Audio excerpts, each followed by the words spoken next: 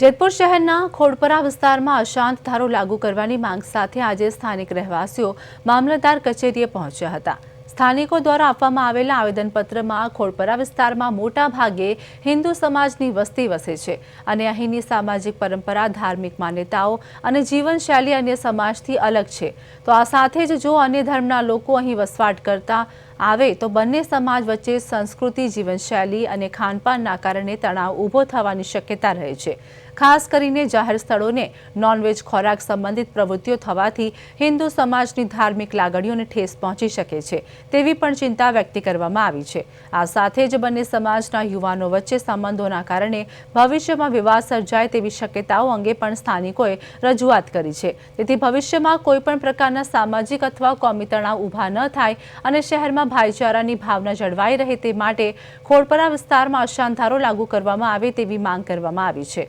આ વિસ્તારના એક હિન્દુ મિલકત ધારકે ઇરાદાપૂર્વક પોતાનું મકાન બિન હિન્દુ વ્યક્તિને વેચતા વિવાદ ઊભો થયો છે, જેના કારણે આ મકાનના દસ્તાવેજ રદ કરવા તેમજ વિસ્તારમાં તાત્કાલિક અશાંત ધારો લાગુ કરવા સ્થાનિકોએ મામલતદારને રજૂઆત કરી છે।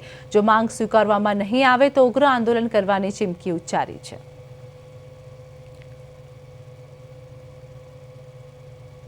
પાંચ દિવસથી જેતપુરના ખોડપરા વિસ્તારમાં હિન્દુ વસ્તી વચ્ચે એક મુસ્લિમ ભાઈએ મકાન ખરીદેલું છે એવું સ્થાનિક લોકોને ધ્યાનમાં આવ્યું।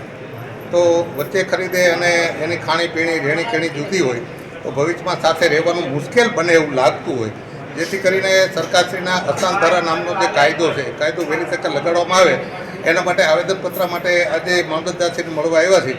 સ્થાનિક લોકોની જે ઉગ્ર રજૂઆતો છે, આવતા દિવસની જે અમનથી રહી ન શકાય અને શાંતિથી એકબીજાના પરિચયમાં આવવાથી તકલીફ ઊભી થાય અને ત્યાં એરિયામાં અશાંતિ ન ફેલાય એટલા માટે અશાંત ધારો લાગુ થાય અને થયેલા મકાનના દસ્તાવેજ રદ કરવા માટેની માંગણી કરી છે। સ્થાનિક લોકોને પૂછીએ કે આવતા દિવસોમાં શું તકલીફ પડે એવું લાગે। ઓફિસે આવેદનપત્ર આપવા આવ્યા છીએ કે ઝડપથી અમારા ખોડપરા વિસ્તારમાં અસામાન ધારો લાગુ પાડે, કારણ કે અમે ભાઈચારાથી બધા વર્ષોથી રહેતા હોય અને થોડાક બીજા ધર્મના લોકો ત્યાં રહેવા આવે વધારે અને અમારે જે ભાઈચારાથી અમે બધા રહીએ છીએ એમાં તકલીફ પડે, કારણ કે એની ખાણીપીણી અને રહેણીકહેણી અલગ પ્રકારની થોડીક હોય તો અમને કાલવાર અમને તકલીફ પડે એવી ન પડે એના માટે એના સમીકરણો અમારી સાથે ઝડપદેખાના મેચ ન થાય તો તેના માટે ઝડપથી મામલતદાર સાહેબ આનો નિર્ણય લઈ અને અસામાન ધારો લાગુ પાડે એવી અમને નમ્ર વિનંતી છે।